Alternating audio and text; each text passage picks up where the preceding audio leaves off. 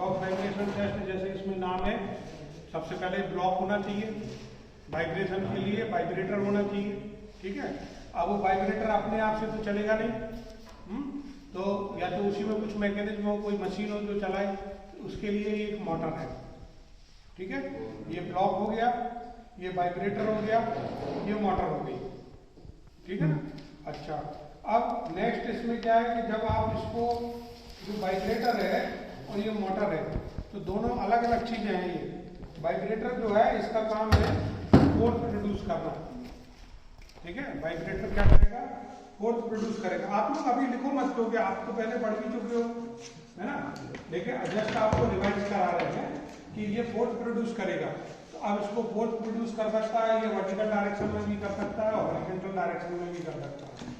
इसी वाइब्रेटर को जो अभी इस तरीके से रखा हुआ है, और हम लोग जो है इसको ऐसा रख देंगे, है ना। अभी मान लो ये ऐसा रखा है, हम इस तरीके से रख देंगे, तो इसका जो फोर्स है अभी इस समय अगर वर्टिकल डायरेक्शन में ले रहा है तो फिर वो हॉरिजॉन्टल डायरेक्शन में लेने लगेगा।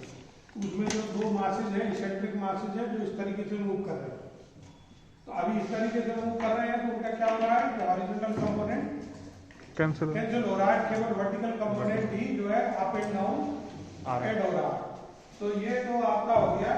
अब इसको जो है इधर थोड़ा सा लेकर जाओ आपका, इसमें क्या है कि इतना फोर्स आपको जनरेट करना है, तो फोर्स जनरेट करने के लिए ये कि यहाँ पर अरेंजमेंट दिया हुआ है, ठीक है। इसको जब हम मूव करते हैं तो इसकी इसेंट्रिसिटी चेंज हो रही है।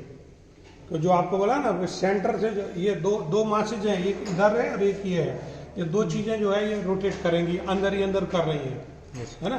उसमें कोई इसेंट्रिक मास है, मतलब जो सेंटर से, अगर वो बिल्कुल सेंटर पे रहेगा तो ये चलता रहेगा, no force will be generated. Centre से उसकी डिस्टेंस बढ़ाने के लिए ये इसमें अरेंजमेंट दिया गया है कि जितना इसको घुमाते हो उतना उसका डिस्टेंस बढ़ता जाता है, ठीक है। तो आपने जो ग्राफ देखा होगा या अपनी बुक में देखेंगे तो उसमें लिखा होगा 35 डिग्री, 70 डिग्री, 105 डिग्री, 140 डिग्री, ये इसेंट्रिसिटी के मेजर करने के लिए। तो अलग अलग इसेंट्रिक मासेस पर इसको जो है जब आप सेट करते हैं तो फोर्स की जो है वैल्यू चेंज हो जाती है। अभी ये इस प्रकार से सेटल है कि ये जो है केवल वर्टिकल डायरेक्शन में फोर्स दे रहा है। तो ब्लॉक हो गया, ब्लॉक के बाद में आपका वाइब्रेटर हो गया, वाइब्रेटर के बाद में मोटर हो गई। अब ये मोटर जो है ये डीसी मोटर है 5 हॉर्स पावर की, और इसको कंट्रोल करने के लिए ये एक स्पीड कंट्रोल यूनिट है, ठीक है। इसका फोटो आप वहां से देख लीजिए, ले लीजिए वहां से, ठीक है। ये स्पीड कंट्रोल यूनिट है। स्पीड कंट्रोल यूनिट के बाद में ये एक पावर सप्लाई है, यानी फील्ड में अगर आप करेंगे तो आपको पावर चाहिए पड़ेगी, या फिर वहां पर आप वो जनरेटर वगैरह लगा करके आपको चाहिए पड़ेगा। तो ये सब करते हैं, इससे इसके जो है ये चेंज होता है। अभी तो लाइट चली गई है बाइक में, तो अब इसमें क्या करेंगे हम कि अब जब ये वाइब्रेट करेगा तो ये कितना वाइब्रेट करता है, कितनी फ्रिक्वेंसी पर ये चल रहा है, ये चीज हमको चाहिए, ठीक है ना। क्योंकि हमको अल्टीमेटली क्या निकालना है कि रेजोनेंस कब हो रहा है। तो जब आप देख रहे होंगे कि इन्होंने स्पीड चेंज की थी, तो स्पीड चेंज करने पर धीरे धीरे करके उसका फोर्स बढ़ रहा था, तो एक लेवल तक फोर्स बढ़ेगा, उसके बाद में आगे स्पीड और बढ़ाएंगे तो कम हो जाएगा। कम होने लगेगा मतलब क्या, वाइब्रेशंस कम होने लगेंगे, ठीक है ना। तो वाइब्रेशंस कम होने लगेंगे, तो वो जो एक पर्टिकुलर है उसको हम लोग कैसे मेजर करें। या तो जैसे अब आप बोलोगे तो आप बोलोगे कि साहब इस स्पीड पर इसमें वाइब्रेशंस मैक्सिमम थे, लेकिन हमको वो चाहिए भी कि वो वाइब्रेशन मैक्सिमम कितने हैं। माने वाइब्रेशन मतलब क्या कि अपनी जो उसकी मीन पोजीशन है उससे टू एंड फ्रो मोशन, तो इसकी जो मीन पोजीशन है वो तो यही है अभी जो है। फिर जब ये चलेगा तो ये ऊपर जाएगा, तो कितना ऊपर गया, कितने माइक्रोन या कितने mm ऊपर गया, कितने नीचे गया, उसके लिए वाइब्रेशन पिकअप हम लोग यूज करते हैं। तो ये जो है कुछ पिकअप है जो आपको दिखा रहे हैं लोग।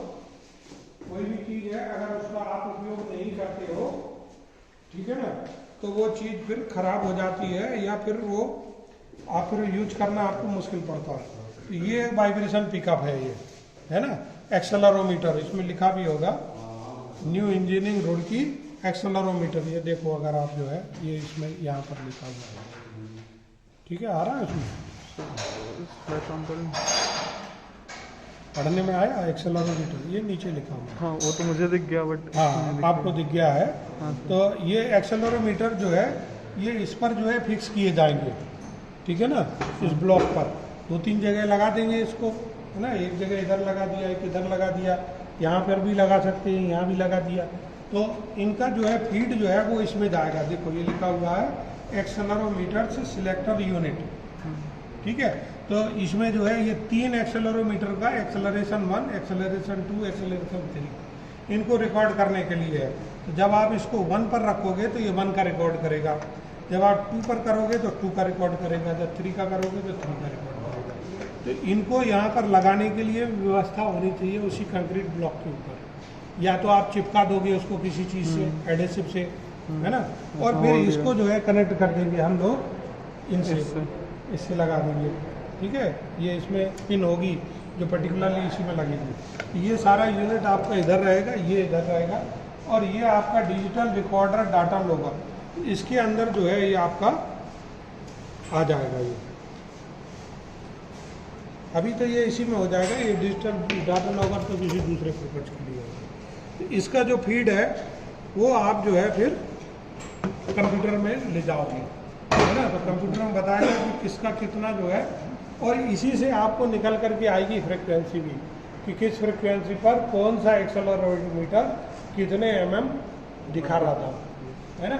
तो इससे आपको एक्सेलरेशन का और फ्रिक्वेंसी का और एक्सेलरेशन का, एक्सेलरेशन को अपन कन्वर्ट करके और mm में अगर ले जाएंगे, या एक्सेलरेशन ही रहने देंगे, क्योंकि वाइब्रेशन मेजर करने के 3 तरीके हैं, एक तो वेलोसिटी, डिस्प्लेसमेंट एंड एक्सेलरेशन।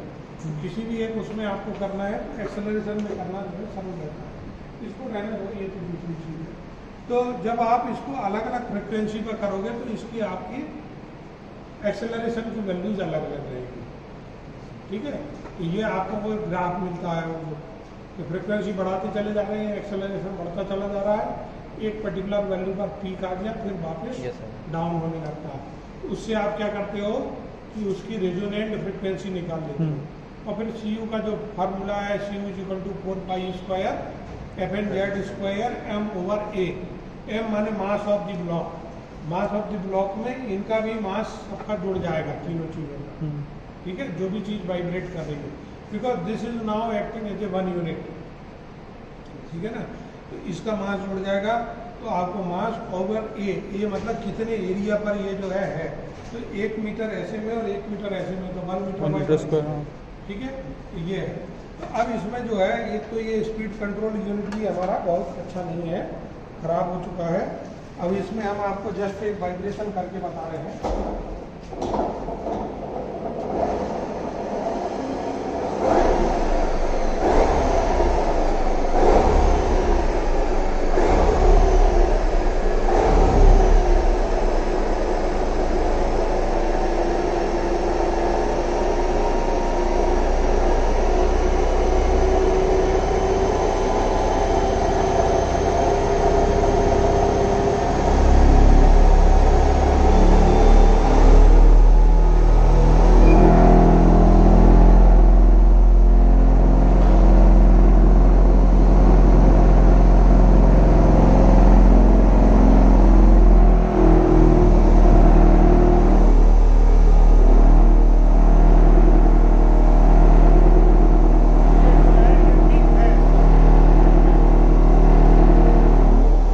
आवाज़ से पता लग जाता है। आवाज़ से भी पता लग जाता है, लेकिन अब उसको मेजर कैसे एक्चुअली हाँ इसेंट्रिसिटी बढ़ाओगे आप तो उसका फोर्स लेवल बढ़ जाएगा, फिर और जल्दी आपकी पीक आ जाएगी, ठीक है।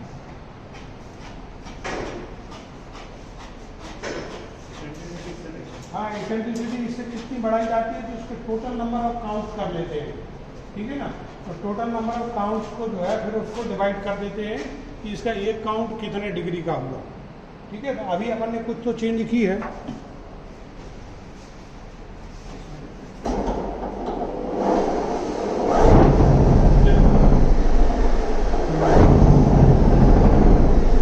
अभी तो इतने पर जो है ना, ये चूंकि डेमो करने के लिए है तो इसलिए उस हिसाब से फिक्स नहीं है, फील्ड में जो रहेगा वो अच्छा तो फिक्स पूरा रहेगा। ऐसा फिक्स रहेगा कि पूरा यूनिटी जो है वो मूव करेगा। हाँ ठीक है, तो ये आपका ब्लॉक वाइब्रेशन टेस्ट हो गया। एक आपको फीलिंग आ गई है ना।